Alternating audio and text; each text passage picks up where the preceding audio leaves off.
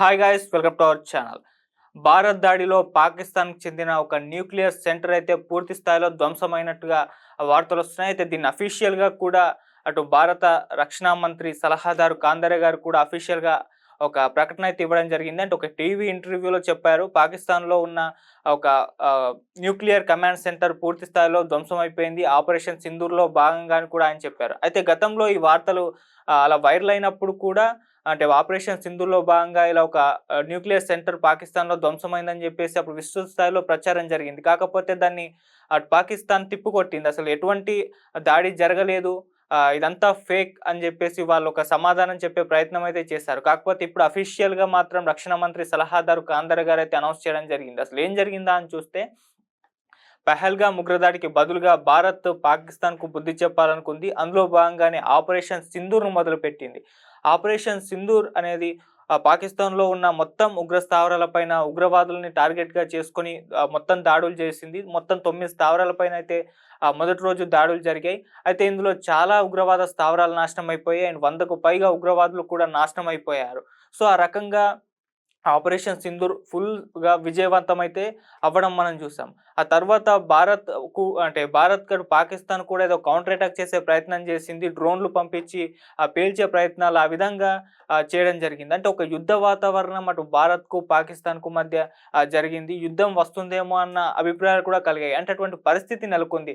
అటు భారత్‌లో కూడా సరిహద్దు ప్రాంతాల్లో ఉన్న వాళ్ళందరినీ కూడా షిఫ్ట్ చేశారు వేరే దగ్గరికి. ఆ తర్వాత పాకిస్తాన్‌లో ఉన్న సరిహద్దు ప్రాంతాల్లో వాళ్ళు కూడా అక్కడి నుంచి వెళ్ళిపోవడం, బంకర్‌లలో దాక్కోవడం ఇటువంటివన్నీ ఘటనలు చూసాం. అయితే ఈవెన్ ఇండియాలో మాక్ డ్రిల్ కూడా నిర్వహించారు. అంటే యుద్ధం వచ్చిన తర్వాత, యుద్ధం వస్తే ఎలా వ్యవహరించాలి? ఆ పరిస్థితులకు తగ్గట్టు మనమెలా ప్రవర్తించాలి అన్న వేలో ఆ విధంగా ట్రైనింగ్‌లు కూడా ఇచ్చారు. సో, ఇవన్నీ చూసాక యుద్ధం వస్తుందేమో అని జెప్పేసి భావించారు. కాకపోతే ఆ తర్వాత ట్రంప్ ఒక ప్రకటన ట్విట్టర్ ద్వారా చేయడం జరిగింది. అంటే భారత్‌కు, పాకిస్తాన్‌కు మధ్య మధ్యవర్తిత్వం వహించాం. వీళ్ళ మధ్య కాల్పుల విరమణ అమలు చేశాం. ఇరు దేశాలు అంగీకరించినందుకు ధన్యవాదాలంటూ కూడా ఆయన ట్వీట్ చేయడం జరిగింది. ఇది ఒక్కసారిగా సెన్సేషన్ క్రియేట్ చేసింది. తరువాత భారత్ ట్రంప్ వ్యాఖ్యల్ని కూడా అంటే ఇండైరెక్ట్‌గా అయితే కొట్టిపారేసిందని చెప్పుకోవాలి. అంటే మూడో వ్యక్తి మా మధ్య రాలేదు. ఎటువంటి మధ్యవర్తిత్వం వహించలేదు. ఇది భారత్ తీసుకున్న నిర్ణయం. ఈ ఆపరేషన్ సింధూర్ అనేది దీన్ని ఆపడం, ఈ కాల్పుల విరమణ, ఈ సీజ్‌ఫైర్ అనేది కేవలం తాత్కాలికం మాత్రమే. ఆపరేషన్ సింధూర్ ముగిసిపోలేదు. పూర్తి స్థాయిలో ఉగ్రవాద స్థావరాల్ని నాశనం చేసేంత వరకు ఆపరేషన్ సింధూర్ ఆగదు అని చెప్పేసి భారత్ నుంచి ప్రకటన కూడా వెలువడింది. ఈవెన్ మోదీ గారు కూడా మాట్లాడారు. ఆయన మొత్తం ఉగ్రవాదానికి ఒకవేళ పాకిస్తాన్ మద్దతిస్తే పాకిస్తాన్నే లేకుండా చేస్తామని కూడా ఆయన చెప్పారు. రక్తము నీళ్లు ఒకే దగ్గర ప్రవహించవు. ఒకవేళ పాకిస్తాన్‌తో చర్చలంటూ ఉంటే అది పీఓకే గురించి ఉగ్రవాదం గురించి ఈ రెండిటి గురించి మాత్రమే ఉంటాయని చెప్పేసి ఆయన కూడా చాలా గట్టి కౌంటర్ అయితే ఇచ్చారు. సో, ఈ నేపథ్యంలో ఇటువంటి ఒక పరిస్థితులు భారత్‌కు, పాకిస్తాన్‌కు ఉన్నాయి. ఆ రకంగా ఇరు దేశాల మధ్య యుద్ధం వచ్చే పరిస్థితులు కనపడడం, ఇరు దేశాల మధ్య భారీ స్థాయిలో అటాక్‌లు జరగడం ఇవన్నీ కూడా చూసాం. అయితే భారత్ చేసిన ఈ అటాక్‌లో భారీ స్థాయిలో పాకిస్తాన్ అయితే నష్టపోయింది. కాకపోతే వాళ్ళెక్కడ కూడా బయట పెట్టలేదు. మేము ఈ స్థాయిలో నష్టపోయామని జెప్పేసి. అంతా కూడా ఒక అబద్ధాన్ని ప్రచారం చేసే పనిలో అయితే పడ్డారు. మొదటి రోజు ఆపరేషన్ సింధూర్‌లో భాగంగా 9 స్థావరాలపైన దాడులు జరిగినప్పుడు కూడా పాకిస్తాన్ అది ఒప్పుకోలేదు. కొన్ని స్థావరాల మీద దాడులు జరిగాయని జెప్పేసి చెప్పారు.